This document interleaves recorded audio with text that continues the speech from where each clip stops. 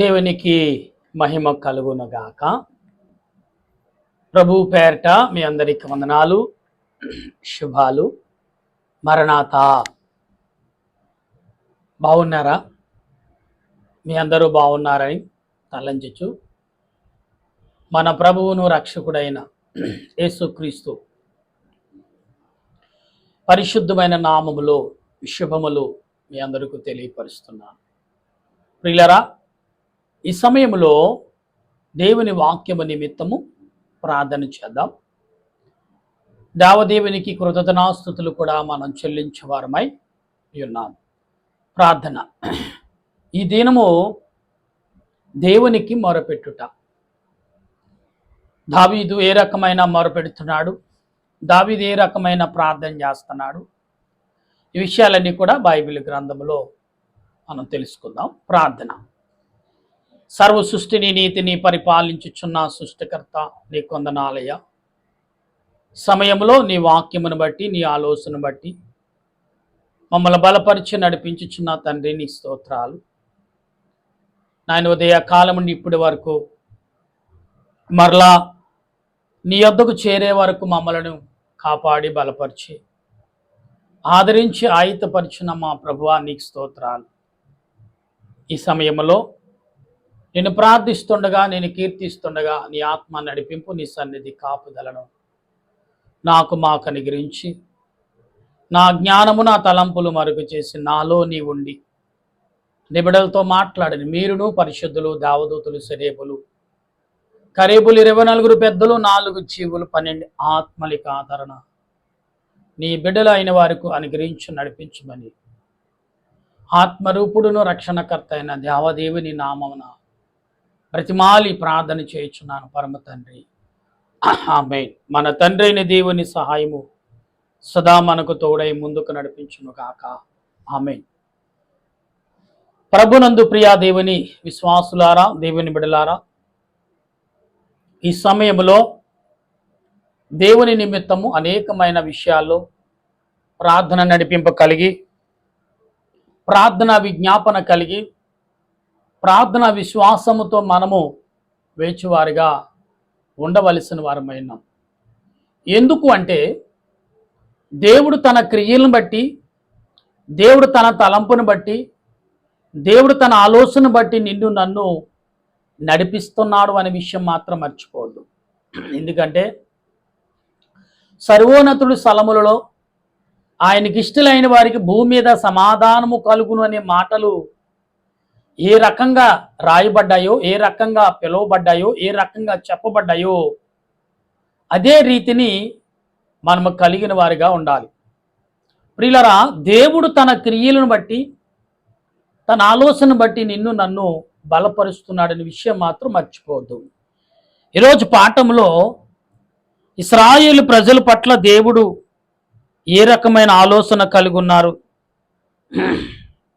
యెహోవా, దుష్టుల చేతుల నుండి నన్ను విడిపింపుము, బలాత్కారము చేయవారి నుండి నన్ను పడకుండా నన్ను కాపాడుము. వారు తమ హృదయములను అపాయకరమైన యోచనలు చేయుదురు. వారి నిత్యము ఎద్దపు రేప చూచుచు పాము నాలుక వలె వారి నాలుకను వాడుకగా మాట్లాడగలరు. పాము మాట్లాడినట్టుగా, క్షమించండి, పాము నాలుక బయటికి తీసి 2 నాలుకలు ఎలా చూపిస్తుందో అలాగే వీరు ఉంటారని ప్రభు చెప్పుచున్న మాటను వింటున్నాం. వారి పెదవుల కింద సర్ప విషం ఉన్నది. ఏమని చూసారా? సర్ప విషం ఉందంటున్నాడు ఇక్కడ. వారి పెదవుల కింద సర్పం విషం ఉందంట.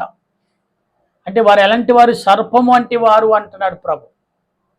సర్ప విషయం ఎవరినంటారు ప్రియులారా? ఎందుకు అంటారు అంటే, సర్ప సంతానమా నీవు నా యొద్ద నుంచి పొమ్మని, సర్ప సంతానమని మొదటగా పలికింది యోహాను గారు. బాప్తీసిచ్చి యోహాను గారు సర్ప సంతానమా అన్నారు. అపవాది క్రియలకు, అపవాది సంబంధమైన క్రియలకు ఎవరైతే లోబడుతున్నారో వారు సర్ప సంతానమే అంటున్నారు.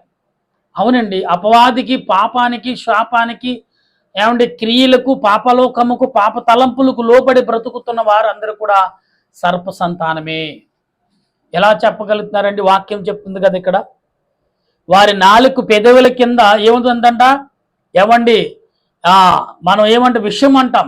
సర్పం నోట్లో విషం ఉంది, అలాగ మనుషుల నోట్లో కూడా విషం ఉందని ప్రభు చెప్తున్న మాటని వింటున్నాం. అయితే భక్తిహీనులు పడకుండా నన్ను కాపాడుము, బలాత్కారు చేతుల నుండి నన్ను రక్షించుము. నేను ఇక్కడ యెహోవా భక్తిహీనుల చేతిలోను పడకుండా నన్ను కాపాడము, బలాత్కారు చేతిలో నుండి నన్ను చేరకుండా, నన్ను జారిపోకుండా కాపాడు. నన్ను చంపుటకు ఉద్దేశించి గర్విష్ఠులు నా కొరకు ఉరిని, త్రాళ్లను చాటుగా ఒడ్డి ఉన్నారు. వారు త్రోవ ప్రక్కనను వలపరిచి ఉన్నారు. నన్ను పట్టుకునుటకై ఉచ్చులు నొగ్గి ఉన్నారు. అయినను నేను యెహోవాను ఇలాగు మనవి చేయుచున్నాను, యెహోవా నీవే నా దేవుడవు, నా విజ్ఞాపన చెవికన. ప్రభువైన యెహోవా నా దుర్గము, ప్రభువైన యెహోవా నా రక్షణ దుర్గము. యుద్ధములో నా తల కాయిదువు. అంటే యేసు ప్రభు ఎడల ఎప్పుడైతే విజ్ఞాపన ప్రార్థన మనం చేసుకుంటున్నామో ఖచ్చితంగా దేవుడు మనల్ని కాస్తాడు, కాపాడుతాడు, బలపరుస్తాడు, ఆదరిస్తాడు, ఆయత్తపరుస్తాడు, దీవిస్తాడు. దేవుని కొరకు మనలను బలపరిచి ఆదరిస్తాడనే విషయము మర్చిపోవద్దు ప్రియులారా. ఎందుకు అంటే అనేకమైన విషయాలలో అనేకమైన రీతిలుగా మనము ఏ రీతిగా మనము ఆలోచిస్తున్నామో అంతే రీతిని, అంతే తలంపును, అంతే ఉద్దేశమును ప్రభు మనకు కనపరుస్తున్నారని మర్చిపోవద్దు. ఎస్, ఈరోజు ఎవరైతే మాట్లాడుచున్నామో, ఏదైతే మనం ఆలోచిస్తున్నామో, ఏదైతే తలంచుచున్నామో ప్రియులారా, ఖచ్చితంగా అటువంటి ఆలోచన తలంపులు మనము ఈరోజు కలిగి ఉండాలని ప్రభు చెప్పున మాట. అందుకాబట్టే దేవుడు నీ పట్ల, నా పట్ల చూపుచున్న క్రియ ఏదైతే ఉందో అది ఆత్మ తలంపులు కలిగి మనం ఉన్నాం. ఆత్మ తలంపులు కలిగి మనం జీవిస్తున్నాం అనే విషయం మాత్రం మర్చిపోవద్దు ప్రియులారా. దేవుడు అంటున్నాడు, నీవే రీతిగా ఉన్నావో అదే రీతిగా జీవించమంటున్నాడు. మనం కొత్తగా ప్రయత్నాలు చేయక్కర్లేదు. ఇక్కడ కొత్తగా ఆలోచనలు మనకు అక్కర్లేదు. హృదయములు ఏదైతే తలంపు అది నిజాయిత అనేది మనం గ్రహించాలి. కొన్నిసార్లు కొన్ని రకాలుగా ఆలోచన కలిగి ఉండాలి. పనికి తగ్గ జీతము పనిచేసిన చోట అధికంగా తీసుకున్న సంతోషమే. కానీ ఆత్మ తలంపులు కలిగిన నీవు నేను ఏమైతే మనం గ్రహించుచున్నామో, ఏమైతే ఉద్దేశం కలిగి ఉన్నామో ఆ ఉద్దేశాలను బట్టి మనం ఎప్పుడు కూడా దేవుని ఎడల విశ్వాసము, నమ్మకము కలిగి ఉండేవారుగా ఉండాలి.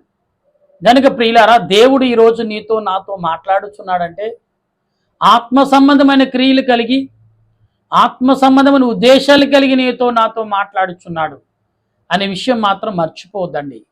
ఇక్కడ దేవుని స్తుతించుట, దేవుని వేడుకునుట అనే మాటను ఎందుకు ప్రభు ఈ దినం మనకు బయలుపరిచారంటే, వేడుకునే సమయము, స్తుతించే సమయము, గణపరిచే సమయము ఆసన్నమైనదని మన వాక్యం ద్వారా గ్రహించాలి. లేకపోతే మనము నష్టపోతామనేది మనం ఏనాడైనా గ్రహించగలుగుంటే అది చాలా మేలని లేఖనము చెప్తుంది. ప్రియులారా, దావీదు దేవునిని స్తుతించుట, దేవునిని వేడుకునుట, దేవునిని గణపరచుట అనే మాటను ఇక్కడ మనకు చెప్తున్నాడు. అయితే 7వ వచనములో చదువుతున్నప్పుడు ప్రభు మాట్లాడుతున్న మాటని 8వ వచనం, యెహోవా భక్తిహీనుల కోరికలకు తీర్చకము. భక్తిహీనులు అంటే అపవాది సంబంధమైన వాళ్ళు ఇలా భక్తి కలిగిన వారి కంటే గొప్పగా ప్రార్థన చేస్తారు, గొప్పగా క్రియలు చేస్తారు, అందుకే మనం చూస్తున్నాం కదా ప్రియులారా, ఇద్దరు వ్యక్తులు చూస్తున్నాం. ఒకడు గొప్పవాడు, ఒకడు చిదుగుపోయిన వాడు అడుగుతున్నాడు. గొప్పవాడేమో తన గొప్పలు చెప్పుకుంటున్నాడు. ఆ మాత్రము కొద్ది మాత్రం జీవించేవాడు దేవుని ఎదుట బ్రతిమాలుకుంటున్న విషయాలు మనం ఎరిగిన వారమే. ఎందుకంటే మనం ఎప్పుడైతే తగ్గించుకుంటున్నామో, ఎప్పుడైతే దేవుని పట్ల విశ్వాసం కలిగి ఉంటున్నామో, ఎప్పుడైతే దేవుని పట్ల ఆత్మీయతను మనం కలిగి బ్రతుకుతున్నామో, అది ఖచ్చితంగా దేవుని ఎడల విశ్వాసం నమ్మకమును మనం కలిగిన వారిగా ఉంటామని లేఖనము చెప్తుంది.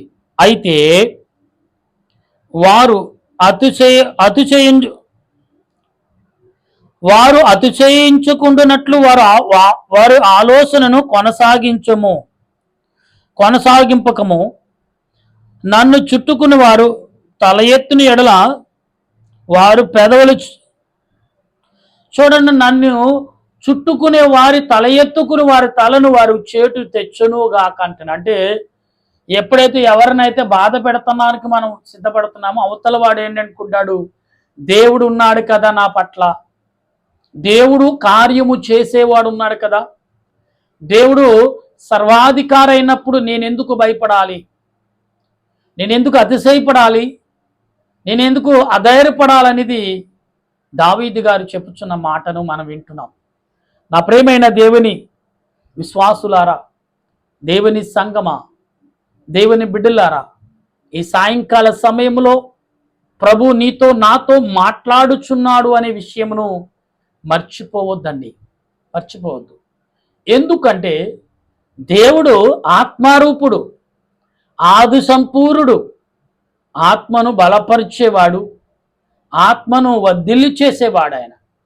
అటువంటి ఆయన ఎదుట మనం ఎలా ఉన్నాం, ఏ రీతిగా జీవిస్తున్నాం, ఏ రీతిగా మాట్లాడుచున్నాం, ఏ రీతిగా కనపరుచుకుంటున్నాం ప్రియులారా. కనుక మీరు ఆలోచన కలిగి ప్రార్థన నడిపింపు కలిగి ఉండాలనేది లేఖనం చెప్తుంది. అయితే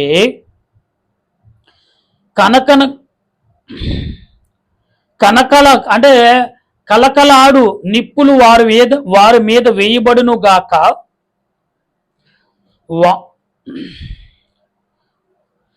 వారు తిరిగి లేగకుండునట్లు అగ్ని వారు అగ్నిలో కూర్చబడుదురు గాక, అగాధు జలములోనికి త్రోయబడుదురు గాక,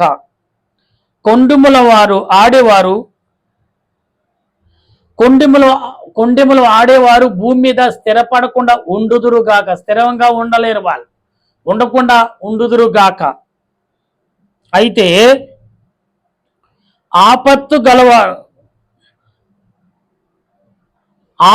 కాలము నుండి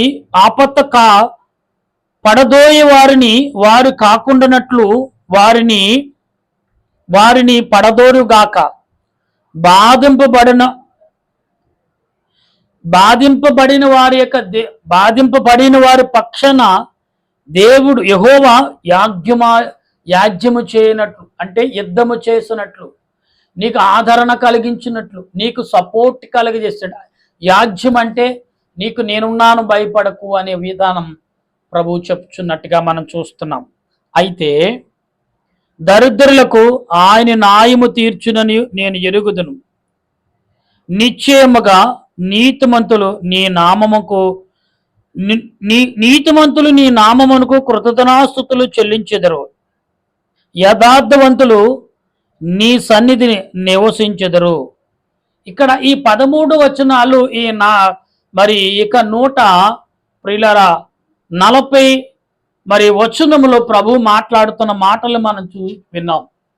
దావీదు గారు చెప్పిన మాటలు, దాని యొక్క మాటలను మనం గ్రహిస్తాం. అంటే శత్రువులైన వారిని దేవుడు ఏ రకంగా హతము చేయాలి అంటే, దావీదు గారు అనేకమైన విధములుగా యుద్ధాలు చేసి ఇశ్రాయేలు ప్రజల పట్ల ఎంతో గురిని కలిగి, ఎంతో ఆత్మీయత కలిగి ఉన్నవాడిగా కనబడుతున్నాడు. అంటే పాలు తేను ప్రవశించి స్థలముకెళ్ళినా కానీ ఇవాళ ఇశ్రాయేలు ప్రజల పట్ల ఇక్కడ జరుగుతున్న యుద్ధాలు సుమారు 54, 55, 58 దేశాల్లో ఉన్నాయి పక్క పక్కన. అన్నీ కూడా ఈ కొన్న దేశాలు 2 కుటుంబాలు ఇద్దరు భార్యలకు కలిగిన సంతానం అనేది లేఖనం చెప్తుంది. అబ్రహాము శారా తర్వాత 2 వివాహాలు చేసుకున్నారు. శారాకు ముందుగా పనాముతో ఆమె సేవించినప్పుడు కలిగిన బిడ్డ, తర్వాత కాలంలో కూడా ఆమె మరొక ఆమెతో వివాహం చేసుకున్నట్టు చరిత్రలు చెప్తుంది. అంటే అబ్రహాముకు 3 భార్యలుగా లేఖనము చెప్తుంది. అయితే మొదటి భార్య ఏదైతే మొదటగా ఆమెను చేసుకున్నాడో ఆమె కలిగిన సంతానము ఈనాడు ఇశ్రాయేలు ప్రజలని పిలువబడుతున్న 12 గోత్రాలని పిలువబడుతున్న పరలోక సమూహం అని పిలువబడుతున్న పరలోకములో 12 గుమ్మాలు ఇశ్రాయేలు యాకోబు సంతానం అని పిలువబడుతున్న ఈ పేర్లన్నీ కూడా మొదటి సంతానమైన శారా కలిగిన సంతానమే అని మనం గమనించాలి. ఇక్కడ సంతానం అనేది దేవుడు ఉంచాడా అంటే అవునండి. కొందరు పుట్టుకను దేవుడు ఏర్పరచుకుంటాడు. అందుకే ఇక్కడ అబ్రహాము యొక్క బీజమును కొన్ని శకలుగా విభజించాడు. అంటే కొన్ని శకలుగా నలుదిక్కులుగా విభజించాడు. అబ్రహాము కలిగిన సంతానము ఆ యొక్క పని ఆమెకిని మరొక ఆమెకు కూడా కలిగిన అబ్రహాం సంతానమే.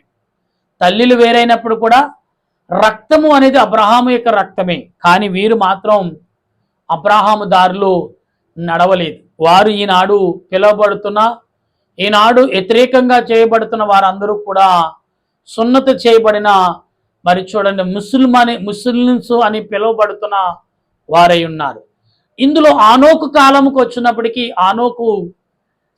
నవాహు కాలముకు వచ్చినప్పటికీ నవాహు 3 కుమారులు, ఒకరి ఆము, షేము, హేపేతు, ముగ్గురు విధాలుగా దేవునిని ఆరాధించారని మనం కలిగిన వారు, ఎరిగిన వారు. ప్రియులారా, అలా అయితే ఇక్కడ మనం జరుగుతున్న విషయాల్లో చూసుకుంటే అబ్రహాము కాలం వచ్చినప్పటికీ వీరందరినీ కూడా దేవుడు ఏం చేశాడంటే అప్పటికే ఐగుప్తని, అప్పటికే దేవుడు విభజించాడు ప్రజలని. క్రైస్తవులు దేవుని ఎరిగిన వారు, దేవునికి వ్యతిరేకంగా తిరిగిన వారు ఎప్పుడంటే బాబేలు గోపురం, అంటే ఇక్కడ నోవాహు కాలంలో సంతానము కలిగిన వారి పిల్లలు చేసిన పనులు, నోవాహు కాలంలో వారి కుమారులు చేసిన పనులు.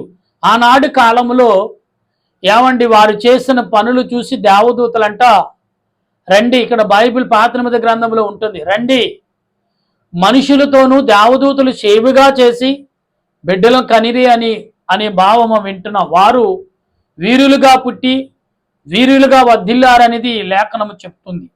అయితే ప్రియులారా, ఇక్కడ యేసు ప్రభు కాలం వచ్చినప్పటికీ అన్నీ కూడా కుదించబడ్డాయి, సరిచేయబడ్డాయి అనేది మనం గమనించాలి. పాత నిబంధన అనేది ఇశ్రాయేలు ప్రజల నిమిత్తము రచించబడింది. వారి యొక్క నడకలు, వారి పడకలు, అంటే మన పితరులైన వారు ఇశ్రాయేలు ప్రజలని పిలువబడుతున్న 12 గోత్రాల్లో మన పితరులు ఉన్నారు. ఆ 12 గోత్రాల నుంచి వచ్చిన వాడే యేసు ప్రభు. ఆ చైన్ లింక్ ఎక్కడ కూడా యేసు ప్రభు కూడా దాన్ని వేరు చేయకుండా అదే చైన్లో నుండి మాట్లాడినట్టుగా మనం చూస్తున్నాం. ఈరోజు బైబిల్ గ్రంథంలో ఈ యొక్క పాత నిబంధన గ్రంథం అంతా కూడా ఇశ్రాయేలు ప్రజలను వారిని సరిచేయటమే అంతా కూడా కనబడుతుంది. వారి మీదకు వచ్చిన తిరుగుబాటులు, వారి మనుషులను, తర్వాత ఇశ్రాయేలు ప్రజలు దేవునికి వ్యతిరేకంగా తిరిగినప్పుడు ఎవరైతే బానిసలుగా ఉండవలసిన వారు, అలాంటి వారి చేతులు వీరు బానిసలే, రాజులుగా ఉండవలసిన వారేమో దేవుడు బానిసలుగా మార్చేశాడు. ఇది వారికి ఎందుకు ఇలా చేశాడు అంటే దేవుడి యొక్క విలువలను తెలుసుకోటకు, దేవుని యొక్క మహిమ ఏదో తెలుసుకోటకు, దేవుడు ఎంతగా వీరి వల్ల మదన పడుతున్నాడు, వీరిని ఎంతగా ఇష్టపడుతున్నాడు అనే విషయాన్ని లేఖనములో తెలుసుకుంటకు దేవుడు మంచి అవకాశం ఇచ్చాడనేది మనం భావించాలి. దానికి ఈ సాయంకాల సమయంలో వింటున్న మీరు కానీ నేను కానీ మనమందరము కూడా ఆత్మ తలంపులు కలిగి, ఆత్మ ఉద్దేశాలు కలిగి మనం ప్రార్థించేవారుగా ఉండవలసినాం. అటువంటి ఆలోచన దేవుడు ఈ సాయంకాల పూట వేడుకునే కృప, మరి స్తుతించే కృప దేవుడు మనందరికి అందించును గాక. ఆమేన్. ప్రార్థించదాం. దయగల మా దేవానికి స్తోత్రాలు, ప్రేమగల రక్షకాన్ని కొందనాలు చెల్లిస్తూ ఈ కృపను బట్టి, నీ ప్రేమను బట్టి మమ్మల్ని ఆదరించి ఆయుధపరచున మా ప్రభువా నీకు వందనాలు. ఈ సాయంకాల సమయంలో మేము ప్రార్థిస్తున్నా ప్రార్థిస్తూ నీ మాటలు వివరించిన నా మాటలు ప్రభా ప్రతి హృదయములో, ప్రతి వారి యొక్క కుటుంబంలోకి, ప్రతి వారి యొక్క ఆలోచనలోకి నన్ను పంపించి ప్రభా ఆలోచింపచేసి నీ వాక్యముకు, నీ రాకడకు సిద్ధపడే రీతులు మా పితరులైన వారు ఏ రీతిగా నడిచారో మేము కూడా అదే రీతిలో నడవడకు నీ కృపను చూపించమని అడుగుచున్నాను.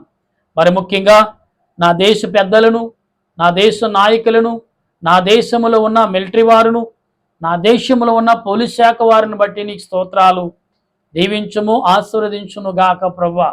అలాగే నా దేశంలో ఉన్న డాక్టర్లను, నేను వారికి సహకరిస్తున్న నర్సులను, అలాగే భూమిని ఈ యొక్క కార్మికులుగా పనిచేస్తున్న కార్మికులను, రైతులను, అలాగే నీటి మీద నేల మీద పనులు చేస్తున్న వారును నీకు వందనాలు. దీవించండి, ఎటువంటి గాయము లేకుండా కాపాడమని ప్రార్థన చేయుచున్నాను. గర్భిణీ స్త్రీలకు, బాలింతరాలకు క్షేమమును, సులువైన కానుపును, తల్లికి బిడ్డకును ఆరోగ్యమును అందించుదువుగాక. దేవా, ఇదిగో వివాహం కావలసిన వారు, బిడ్డలకు కావలసిన వారు, ఉద్యోగం లేక అల్లాడిపోతున్న వారు అందరికీ నీ ఆదరణ దయచేయండి. నీ కృపను చూపించమని అడుగుచున్నాను. ప్రభువా, నీ ఆత్మ నడిపింపు, నీ ఆలోచన నాకు అనుగ్రహించి నీ కృపతో నింపమని నీ దాసుడి నన్ను మరణాత ప్రార్థన సన్నిధి నుండి ప్రార్థన చేయుచుండగా, బ్రతిమాలుకొనిచుండగా ఈ విజ్ఞాపన, ఈ కొద్ది ప్రార్థన, ఈ దీనుడు ప్రార్థన అంగీకరించి నెరవేర్పదాయిచ్చమని, మహిమ పొందమని ప్రతి కుటుంబాను, ప్రతి బిడ్డను, మేన లోకములో ఉన్న అందరూ మా స్నేహితులు, మా బంధుమిత్రులే, అందరి పట్ల నీ కరుణ, నీ దయ, జాలిని కలగజేసి మహిమ పొందమని ప్రభువును రక్షకుడైన యేసుక్రీస్తు యొక్క పరిశుద్ధమైన నామమున అడిగి ప్రార్థన చేయుచున్నాను మా పరమ తండ్రి, ఆమేన్. మన తండ్రి అయిన దేవుని కృప, త్రియేక దేవుని సహాయము, పరిశుద్ధాత్మిక ఆదరణ ఇప్పుడు ఎల్లప్పుడూ సదా తోడుగా ఉండి ఆయన రాకడకు సిద్ధపరచును గాక. ఆమేన్, ఆమేన్, ఆమేన్. మీ అందరికీ వందనాలు. మరణాత.